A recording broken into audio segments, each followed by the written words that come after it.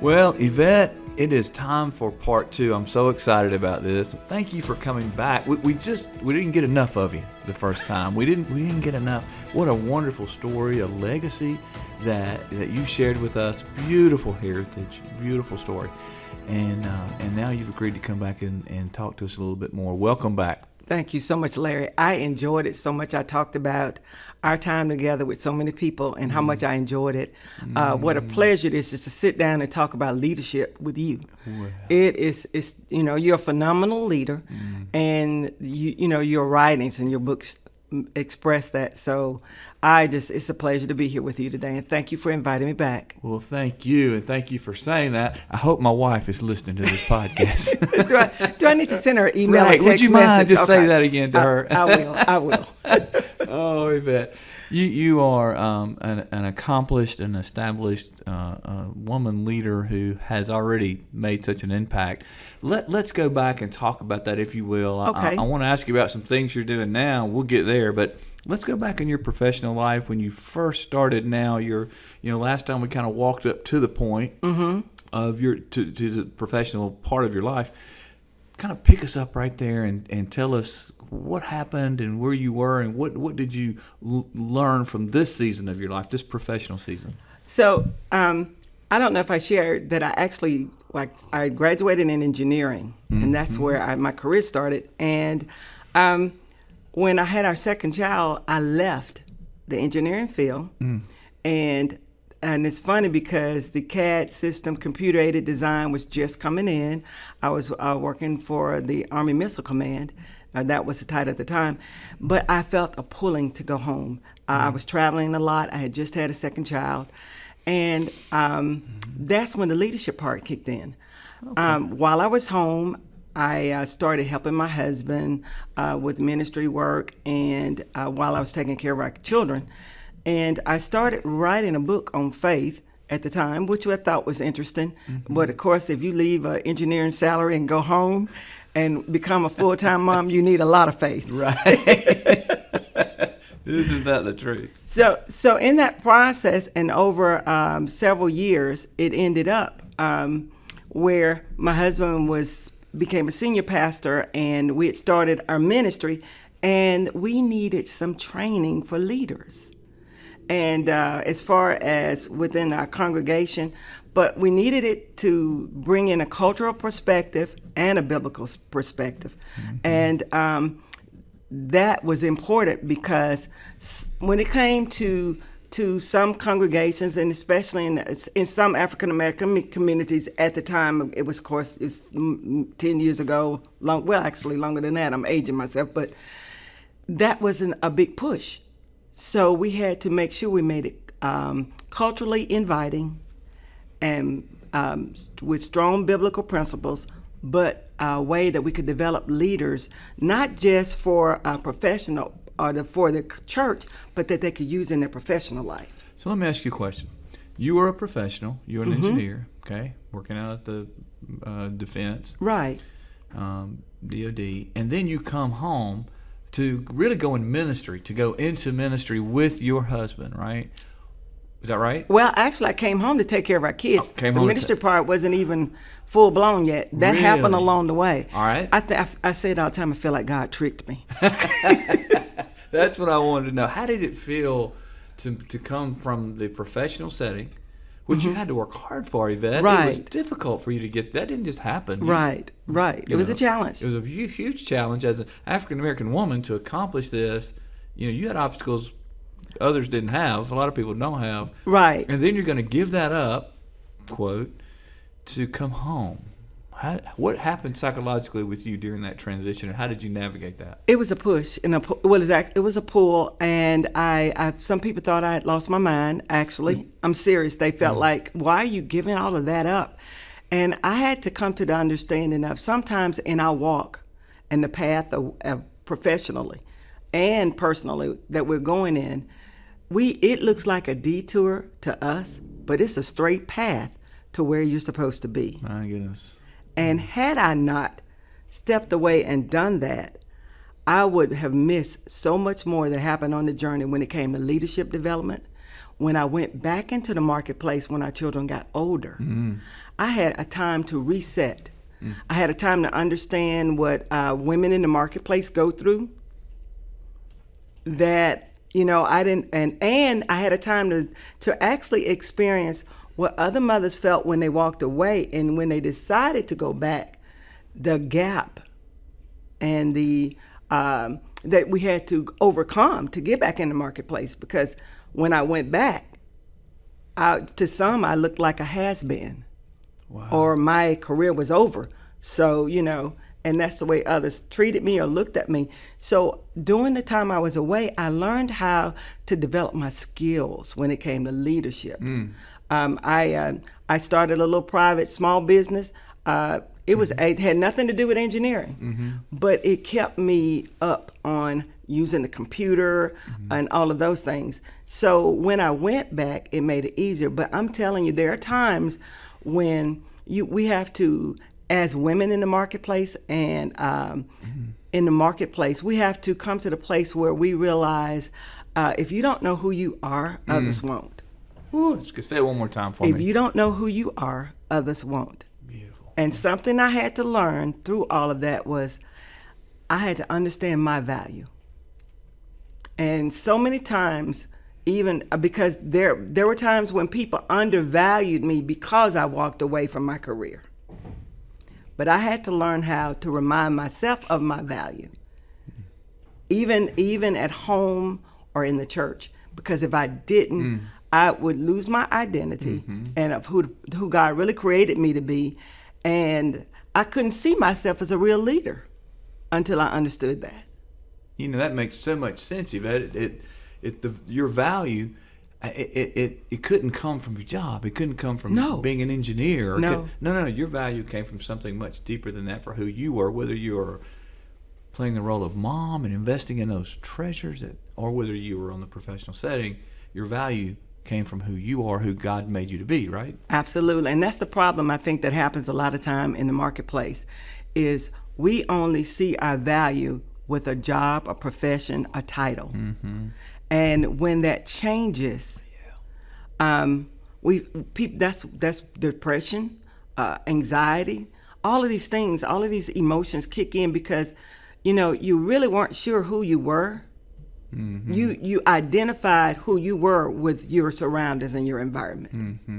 And I had to come to the knowledge of I am wonderfully and fearfully made. That's right. Whether I'm at home taking care of my children, whether I was in the ministry with my husband, or I had an engineering title on me. And I think that it was the beginning of me understanding real leadership. It's so true, Yvette. And you look at leaders like yourself and those who are effective at influencing others, and what you understand is that they are leaders regardless of the position or title that they hold. They're influencers because the first person we lead is ourselves. Absolutely. Right? And the hardest person to lead is ourselves. Isn't that the truth? Whew, let me tell you.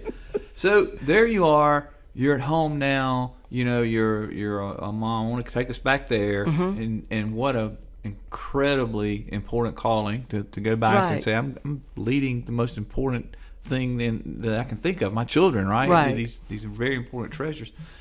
But a time came when that began to change, and you began to focus on ministry. Or walk me through that. As our children got older and we started New Genesis Community Church, then my husband needed my help, and I had actually accepted a call in the ministry.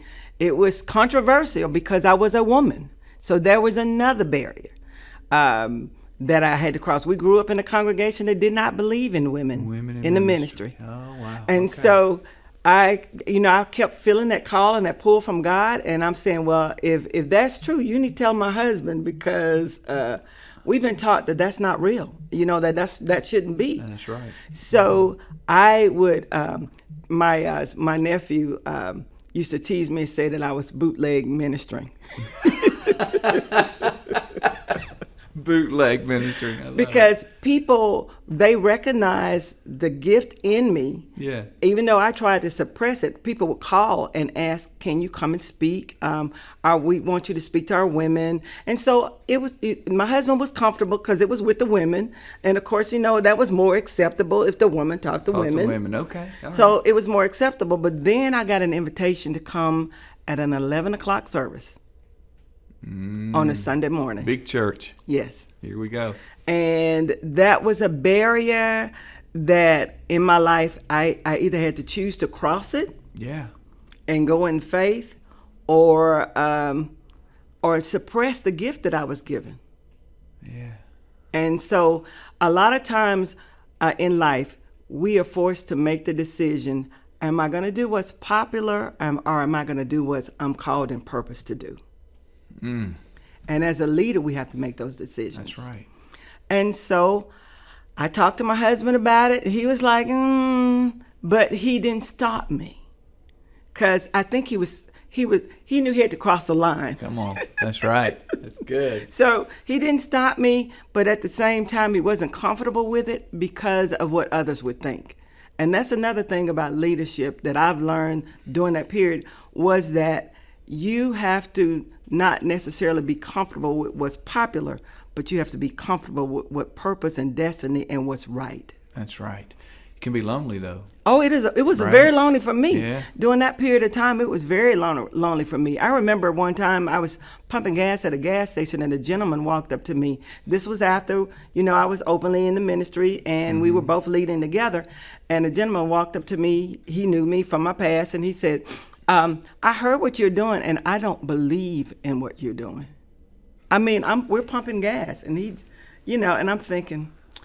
And I said, I think people don't believe there's a hell, but it is one. And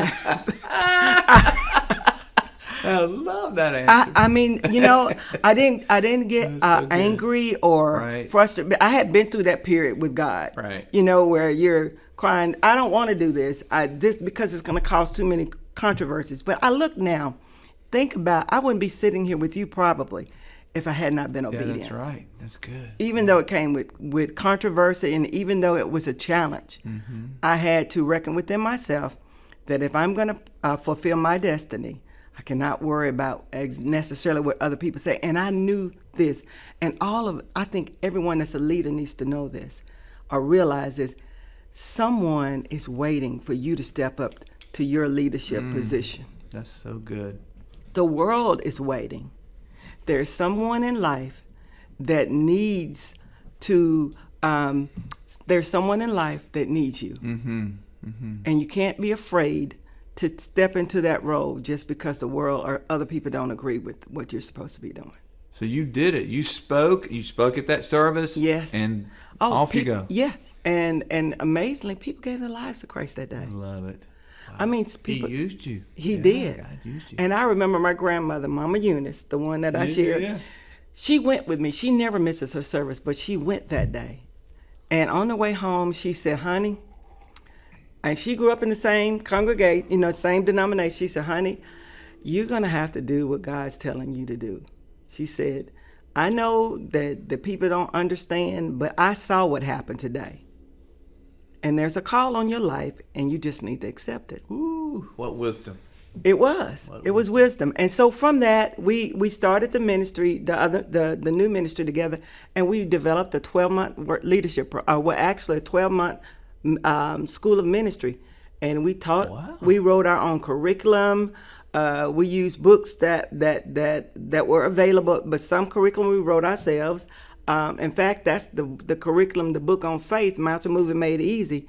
That came about because of the School of Ministry, and I had written a workbook for it, and that workbook actually changed and was transformed into a book. My goodness. So from that, the leadership part, and I realized, okay, this works, and the ministers, they were growing, maturing. Other ministers in the community here in North Alabama saw what was happening, and they asked if their ministers could come. So we allowed it, and that is where that leadership launch happened. And after that was going forth, I felt when my son turned 15, I felt the Lord saying, it's time for you to go back into the marketplace. And I was like, why? I'm happy. I'm comfortable. I'm living, but I was living in a bubble. And real leadership sometimes requires us to get outside of the bubble. Yeah, it does, doesn't it? To be uncomfortable. Yes, it does. It does. And so I said, what am I supposed to do with a resume? I've got a 15-year gap. He said, no, look what all you accomplished during that time. He said, you worked with your husband, you led school of ministry, you've written a book, you know, you had your own business, so you did this. He said, look at all the volunteer work you did for the schools. Wow. So that led me back to become a program manager. You had a resume full of stuff you've been doing. I did. Yeah. And, you know, that's the thing that I think a lot of times as women, we skip or we overlook our accomplishments so easily. That's right. And what opened my eyes was the woman in Proverbs 31. Mm-hmm. They talked about, you know, if you read that, we've always grown up, they've talked about her being a homemaker and that she cared for her family. But I started digging deeper into that scripture, and she was an entrepreneur. Mm. She traded, and she did import and exports. Yep. She took that profit and she bought a vineyard. She was a seamstress. She was a clothes designer. She sewed. Wow. She was a mercantile. That's great. And it said that she earned money for doing it. Yes. It was not volunteer work. That's right. So that is when I realized, okay, there is a balance. And it's all right for a woman to want to take care of her family, but it's all right for her to go into the marketplace and be a business owner and an entrepreneur. Mm-hmm. And I think that was a struggle back in the day when I was going through that so many women had, and some still have. Right. Yeah, I agree. But you did it. I did it. Back in the marketplace you went. What did you do? I became a program manager for a multi-million-dollar contract with a government contract. Now, how does that happen, Larry, when a woman in engineering that has been out for 15 years now? My goodness. And God opened the door, and there I am. I was a contractor I was with the Army Corps of Engineers. I was a contractor with a program they had with a computer system that was in-house built. And our contract was responsible for writing the help menus, for going and traveling nationally and internationally to do training to teach the end user how to use it. Now you can imagine what I was feeling like from the bubble that I had, going into the marketplace again. There's a 15-year gap in technology. That's a lifetime. It is. Isn't it? Yeah. It is, and I had to learn this computer system, and then I had this team that wasn't quite. How can I say it? I was brought into a situation where the owner knew there was trouble. He didn't know much about me, but he felt like I could fix it. My goodness. With the team that didn't work well together, wasn't even speaking. Ooh. And you parachuted into that. Into the middle of that after being away from that environment for 15 years. And I was like, God, are you sure I'm supposed to be doing this? I mean, what's the first thing you did? What did you do when you got there? So the first thing I did was I started trying to get to know each individual. Yeah. Because I didn't tell you the caveat. The former program manager, the government didn't want to fire her. So she was on my team. The former, the woman I replaced. Oh my goodness, was on your was on my team, and so the introduction was, oh, this is the lady that took my job. So I'm like, okay, God, is this a joke? Right. Really? Is this it? Yes, and so I knew that it's important for us to know those who labor among you. Mm-hmm. And so I knew I had to find what is the niche of each individual on this team. What are their strong points? What are their weak points? Because apparently some of them are functioning in their weaker points or weaker areas, and that's why we're behind on our job getting done. We're behind on the work that's required with the contract. Mm-hmm. So I started getting to know people, just conversation. Right.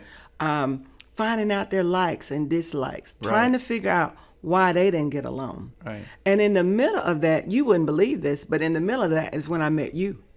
Really? Yes. That's when I met you. I said, this is not working the way it is, and we've got to come together as a team. And I heard about your first book. Yeah, Make a Difference. Make a Difference.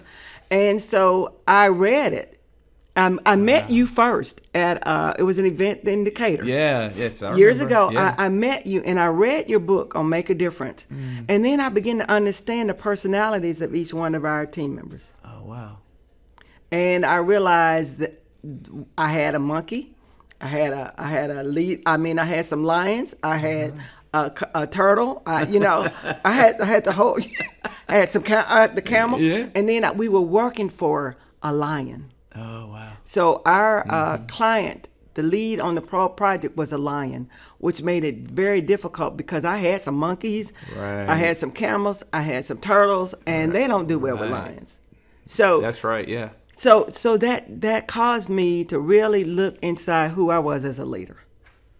And that's where my growth really started to happen and change. I love that you said that, Yvette, that you grew from a struggle. Yeah, absolutely. I know. That just seems like I grow more. I don't like to even say it, but unfortunately, I guess I grow more when I struggle than sometimes I'd like to go, God, I'd like to just grow from good times. Could we try that? But no. It doesn't happen. Most growth happen. comes from struggle. It does, doesn't it? Resilience leads to brilliance. And so, I like it. so you have to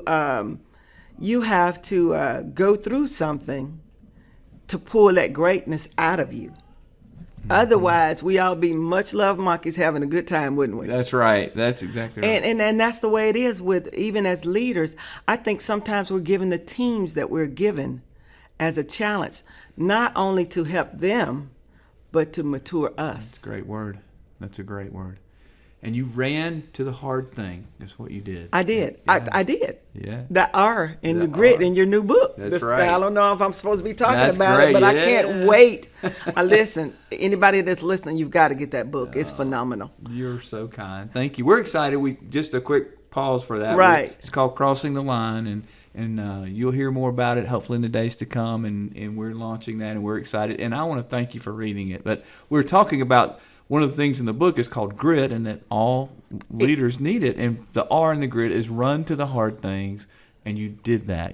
I had to run to the hard thing. In fact, for me, even taking that job was running to the hard thing. I just didn't know it at the time, Right. because of the situation I was in. But I learned to be a better leader because I think I was not candid enough in some areas when it came to the way people worked and did their jobs. And then in some areas, I was the lion in me came out, and I was overly forceful. And so I was reading your book. I actually then I went through the John Maxwell online training, trying to learn about leadership. I was reading books from him, and the more I read, the more I realized that the more I didn't know when it came to leadership. And you said this in your book, but this has been my motto forever. When I won't say forever, that'd be exaggerating, but as soon as I got in the workforce was, you have to be a lifelong learner. That's right. You cannot, we never get to the place where we have arrived. And anyone that thinks that they have arrived as a leader is misled. That's right. That's right. They haven't arrived. No, they have not. And I always say that the day I stop learning, I hope and pray will be the day I take my last breath. Absolutely. And then knowing you'd probably have a book laying on your chest. Yeah, I could. Exactly right. That's exactly right. So you work with this team, you get them functioning. How long did you stay in that role? I stayed in that role for almost 8 years. Oh, wow. The team went from missing deadlines to 100% all the time, every time. We learned to work together. We had a lot of cultural differences. We had people that were originally from different countries that worked on that team. And so I learned how to bring the different cultures into the workplace. The first thing I did was just about everybody loves food.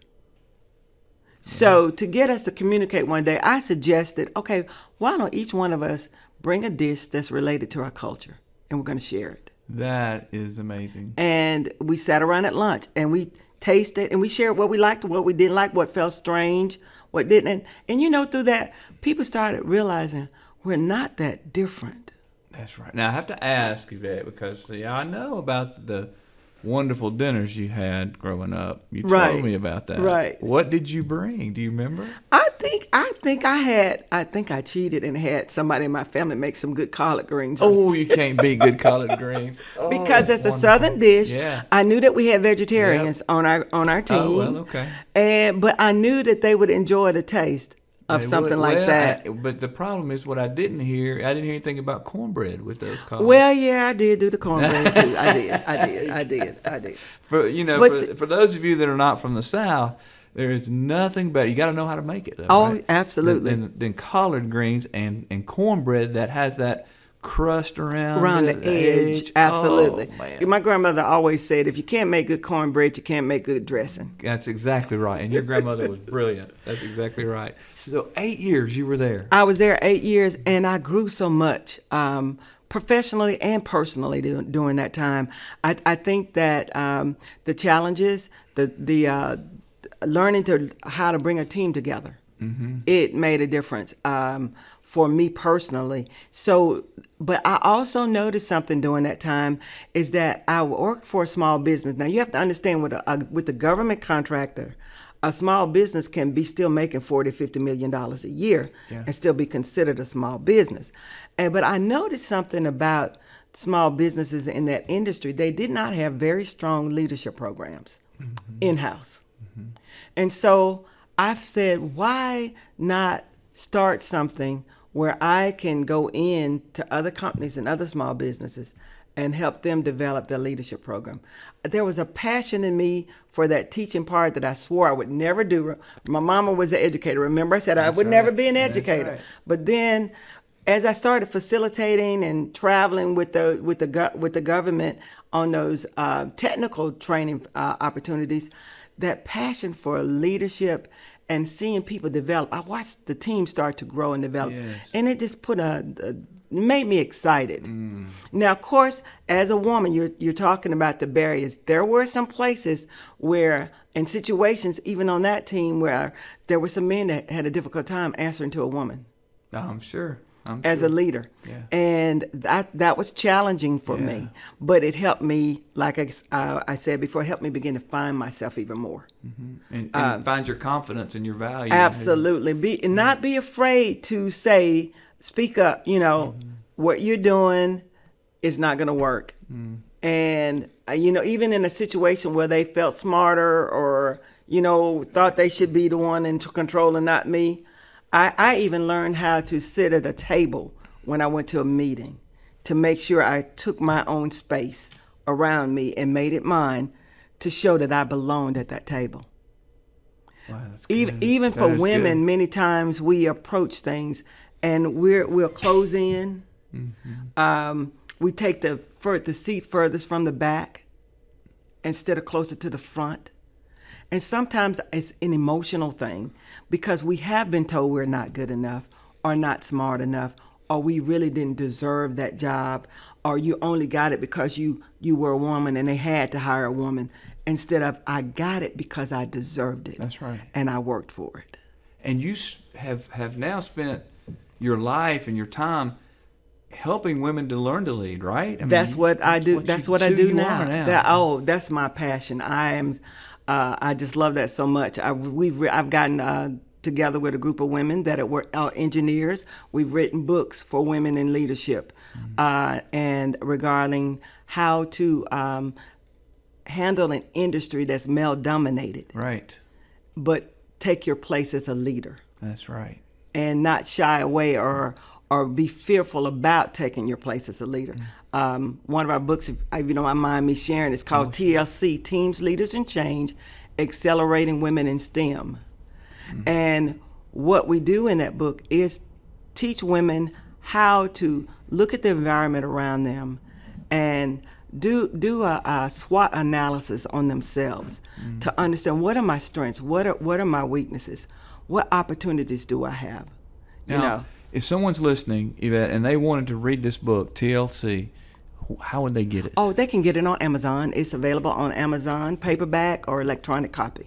It is available on Amazon. Beautiful. So if you're listening and you want a great book on women in leadership, TLC, I love it. And we ended up doing another book where we interviewed 11 different women, and it's we interviewed and it's called oh gosh, I'm drawing a blank. How can I forget the name of my book? Living Leadership. Oh gosh, I'm so sorry, Larry. That's I'll okay. keep talking and it'll come back to me. It'll come back to you. Yeah. Right. We'll go right back to it. Right. Okay. But in that book, we interviewed 11 different women, and each one of them shares their story of the barriers they had to overcome as a leader in the marketplace. That's powerful right there. Yeah. Uh-huh. All right. And from that, and that one is also available online. If you just Google my name, and I apologize, Nope. I've got so many books and notes. Let's do this. So Robin, we'll put that in the show notes. Let's drop the name. We'll get that name and put it down in the show notes so people can get it. Okay, 'Cause that's thank a you. great book right there. 11 women talk about overcoming obstacles. And let me say this, and as we turn the corner, and where does our time go, Yvette? I know, You it's already over with. You just got here. But I want to pick your brain, and as you think about obstacles for a minute, what are some of the, maybe one, maybe two, some of the biggest obstacles you've had to overcome to get to where you are today as this wonderful leader who's helping others, speaking into the lives of women and men, but hasn't come easy for you. You've had to work at it. You've had to earn it. What are some of the things you've had to overcome to get here? One of the things I felt like I had to overcome, and I think many women do, is our self-worth in the marketplace. And people may say, oh, that should be easy. You've got degrees. You know, I have a doctorate. I have two masters, a doctorate. I have an engineering degree. You should know your worth. But in a place sometimes, or in situations where you are overlooked, or you can make that same suggestion in a meeting and no one hears it. Someone else or a male makes that same suggestion, and it's a great idea. You begin to lose your confidence. So my thing was regaining my confidence in my capabilities and who I was. That is so good. And something that helped me, in fact, a friend of mine helped me with that not too long ago, was she said, list all of the accomplishments you have made over the last 30 years. Just write down the things. And writing a book. Yeah. Not everyone has written a book. No. And I've either written or co-written over 7 books. In fact, there was Women in Leadership Living Beyond the Challenges was the one that we pulled all of the information together for the 11 women. What I learned from each one of those women was battling through their identity and their worth. And their worth. And you got the title. Came back to you, didn't it? Yes, it did. So that I think is so significant, though, because that's not something that's tangible that we can see, but I think most women, and I use that, that's really too general. It's a generalization, but many women struggle with self-worth because of the environment that they have grown Absolutely. up, because of the nature of the business world, the perceptions and all that. So even though you've accomplished all of these things you've just shared, I sometimes struggle with that myself. Exactly. I had to go back and realign my accomplishments and know that you're put on this earth for a reason. Something that I reminded myself of as a leader, and I tell anyone, male or female, every one of us has a different fingerprint. And each one of us are here on this earth to leave a different mark. That's so Stop good. comparing yourself to others. That is so good. Because then we become counterfeits. Yeah. Instead of the real person that we're supposed to be. And once I gained that, because even in the marketplace as a business owner, I have been in situations where I felt like I wasn't given the opportunity because I was a female, and they didn't feel like a woman could come in and tell men how to be better leaders. It has happened. People may deny that fact, but it's there. real. Yeah, it's there. That culture's there. The undercurrent. Absolutely, is there. absolutely. It doesn't matter that most of the time that's based on the insecurity of the man. It still happens. It still happens. It still happens. And so once we get into the place where we know who we are and what our capabilities are, we know what our strengths are, and we know how we're here to make a difference. We know how we're here to be on this earth to leave a mark. Then you can get past all the other stuff. Yvette, we're about to have church right here. This is good stuff. I'm telling you, thank you for this and such nuggets of truth. And if you don't take away from this podcast anything else as a listener, listen, be who you are. You have a unique fingerprint. Don't compare yourself to others. That is a powerful piece of wisdom from this great leader, Dr. Yvette Rice. Thank you so much for coming today and sharing. And I've enjoyed you. Oh, my goodness. And I've learned, and I always learn. I've taken a page of notes. And I want to thank you for your time and your heart and your wisdom today. Larry, thank you. It's a pleasure to be here. I'm telling you, and I don't know if I'm supposed to do this, but I'm going to tell them they need to read Crossing the Line. Oh, thank and you. you also need to go back and read Making a Difference. Both of those books, the Making a Difference was an introductory to my growth in leadership. And I just want to thank you for being the one that left that mark on the earth for us. That means so much to me, and I thank you for sharing that. We'll look forward to coming together again. Let's do it again. Okay. All right.